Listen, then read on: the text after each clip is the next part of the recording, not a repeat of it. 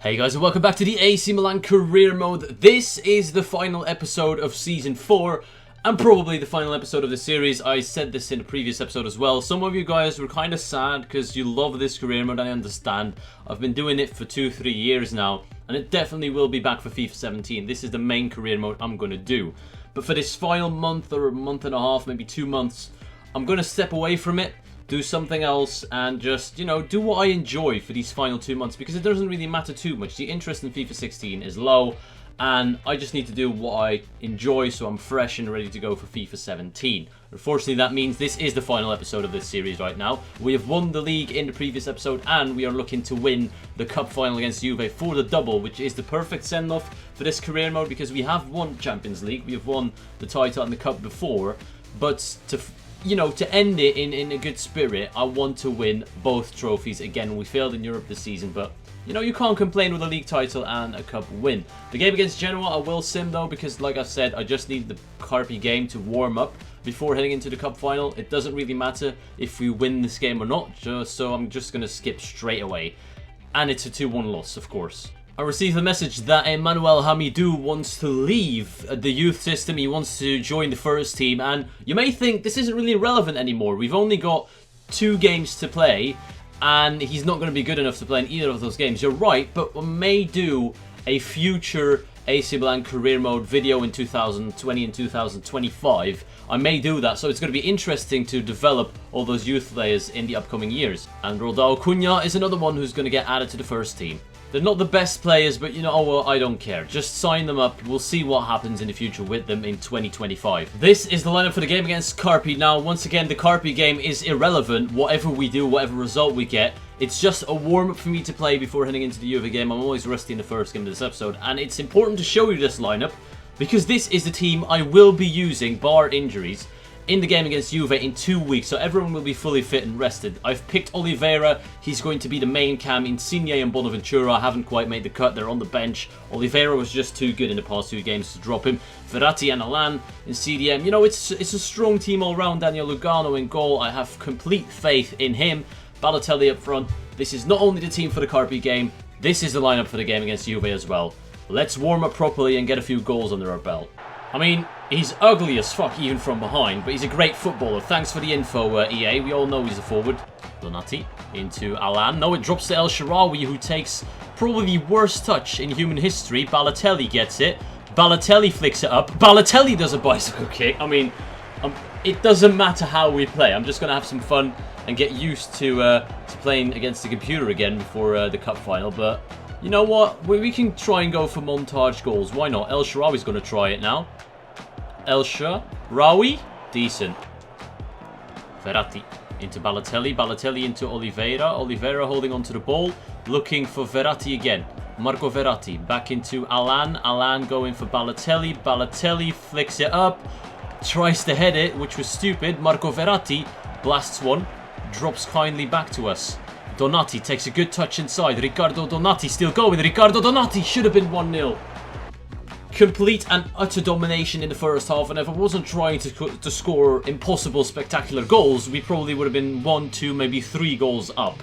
But right now, I'm feeling confident and I'm feeling good going into the second half. Maybe we could pick up the win. Maybe we won't. As long as we win the next game, that's all that matters. Donati. I'm looking at El Shaarawy in acres of space. He finds Balotelli. Mario Balotelli, fake shot stops out wide to De Cilio. Lovely little turn right there. Mattia De Cilio is being closed down, but Milan holding on to possession. We're not rushing our attacks. Marco Verratti into El Shaarawy. El Shaarawy this time goes for the bicy. Oh my god! He nearly did it. That was my 3rd or 4th attempt at that type of goal, and that was the closest. Alan running forward.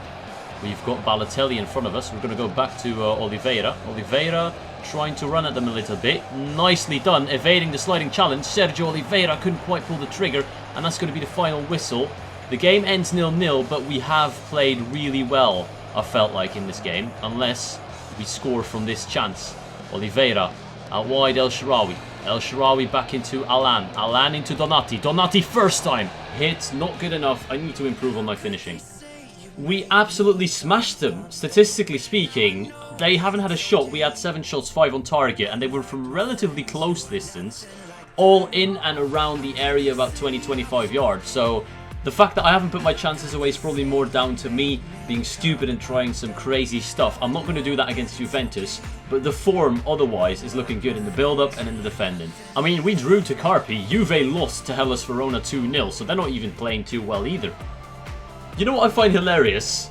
Both goalkeepers I brought in halfway through the season are pissed off at exactly the same time. They walked into my office together and said they want to leave the club. And you know what? You got beat by an 18-year-old goalkeeper, 70 rated, and that has nothing to do with me. That is just because of you being not good enough to beat Daniel Lugano. And I'm not even mad.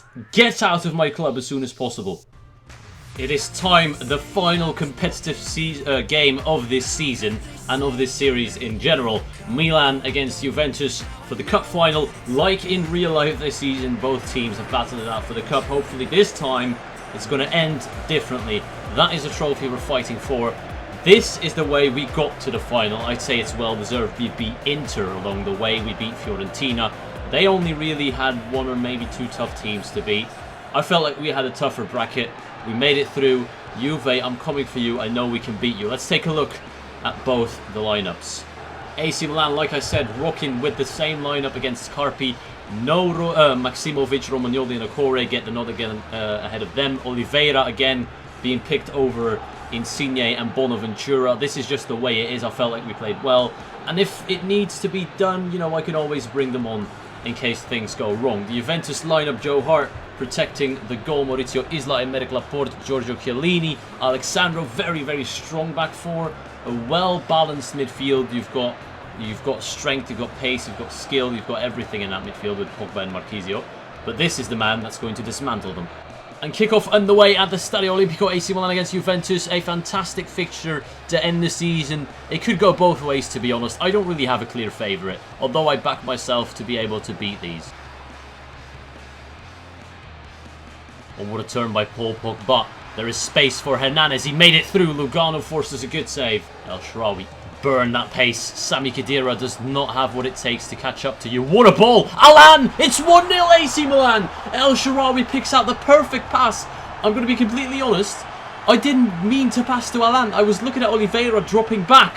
But El Shaarawy had other ideas. Alan turns beautifully. Sets himself up for that left-footed finesse shot. And puts it past Joe Hart. 1-0. What a stunning goal. Honestly, those types of goals get me wet.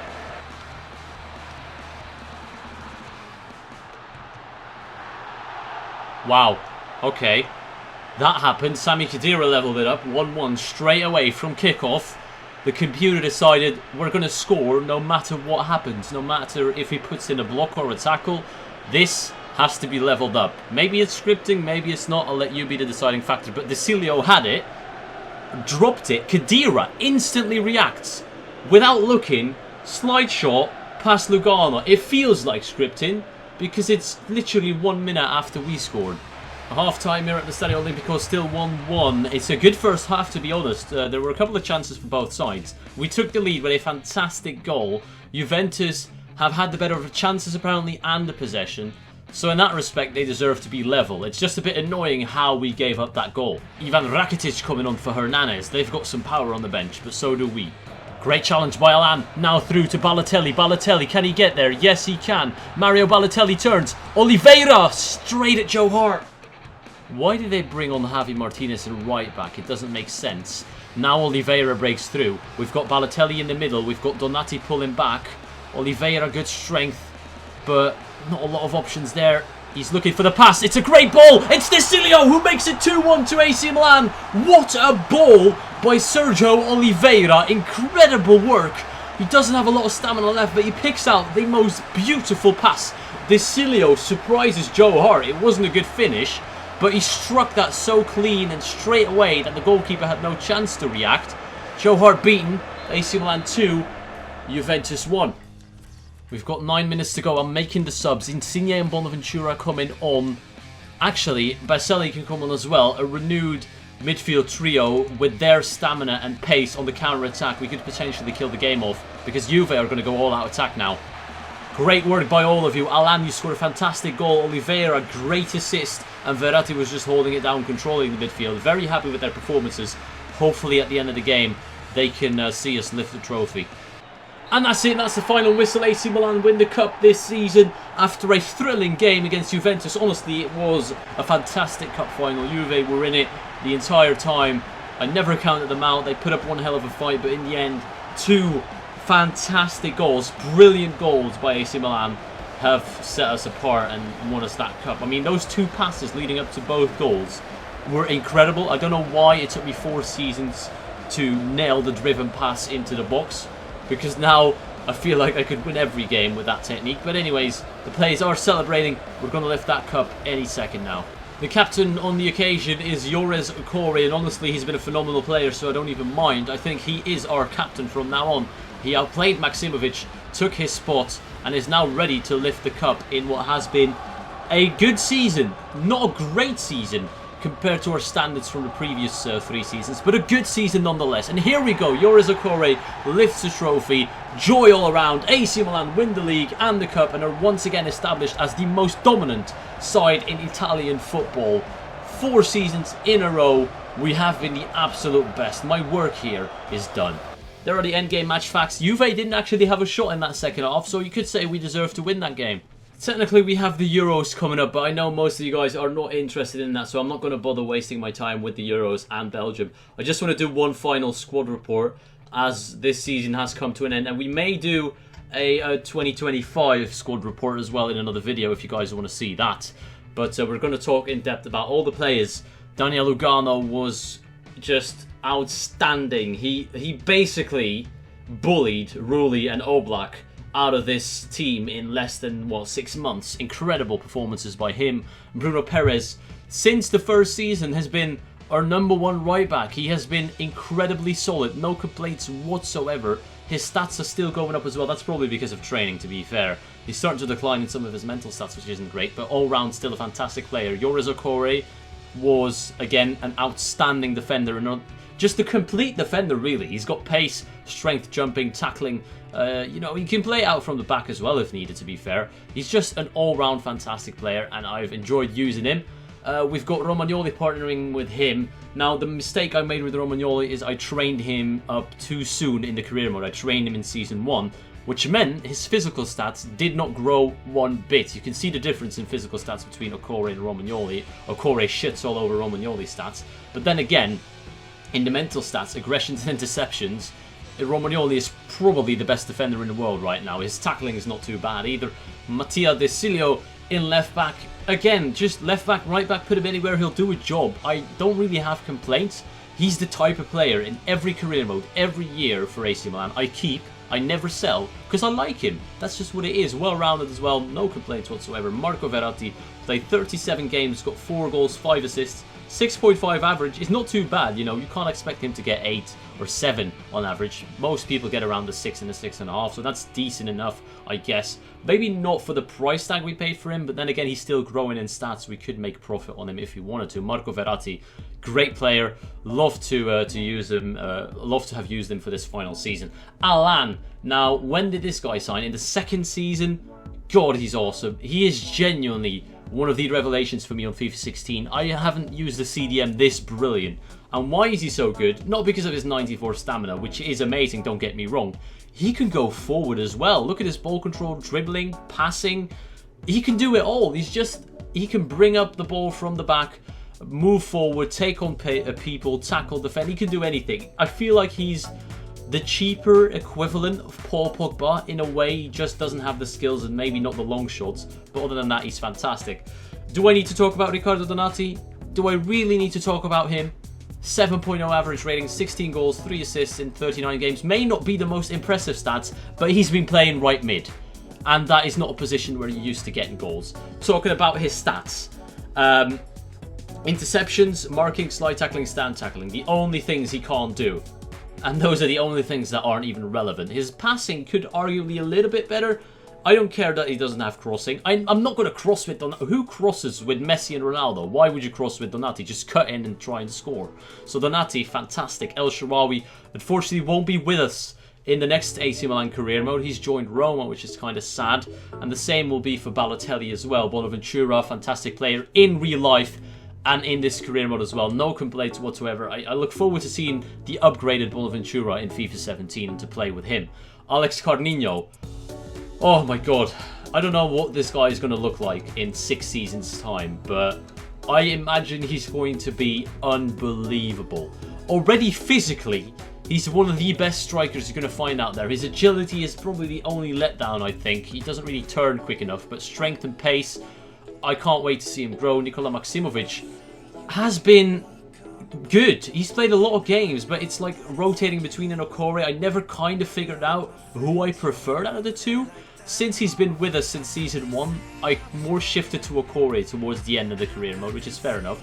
Jordan Lukaku, I don't know how he still keeps growing his physical stats. He was a signing I made. He was someone I spotted in the career mode. I hope you guys didn't mind that, because he did look good, and he did score 5 goals. So, all round, a really good defender going forward. A bit of a Gareth Bale type of player, I'd say. We've got Daniele Baselli, who, when it comes to growth, is one of the most incredible players I've used in this career mode. He signed in Season 2 or 3, played a lot of games, never disappointed. He was always solid, he was always strong. And his physicals, he was low 70s pace. He has grown incredibly well in his physicals. He can run at them. His agility, he can take out people. His stamina, he can go back, he can go forward. He turned into a complete midfielder, to be honest. Only his heading and finishing letting him down, but that's not important for a centre mid. He is the ultimate midfielder in my opinion. Lorenzo Insigne signed not too long ago. Wasn't that impressive. Last season he scored a couple of good goals, good long shots. This season I've kind of underused him, but still like him a lot because he's one of those type of players that I love to use. Good pace and agility, quick off the mark. Oliveira, oh god. If there's ever any proof of that you don't need pace, strength, jumping or whatever to be a great player, then this is the proof, because Oliveira scored 6 goals and got 3 assists in 12 games from the CDM position, most of them. How has this guy done this? I don't know, but his technical stats obviously are impeccable and perfect. But this proves in career mode you don't always have to have pace. Try it out, guys. FIFA 16 is coming to an end. Experiment with slower players. See who you like. I'm so glad I tried out Oliveira. He's incredible. And then we're going towards the lesser players, the Per Andersons, the Moulay, Idrissa Mervilla. They're probably more interesting to look at in 2025 in the next video. So I'm going to save the big talk for now. Moving on to some more big players, hopefully. I know Balotelli hasn't popped up yet. Oh yeah, the goalkeepers. I'm not going to be going in depth about them. They're shit and they need to leave. That's pretty much it. Hakan Çalhanoğlu has been inconsistent, had a couple of good games, had a couple of great games and then a couple of bad ones, so I can't really say too much for him.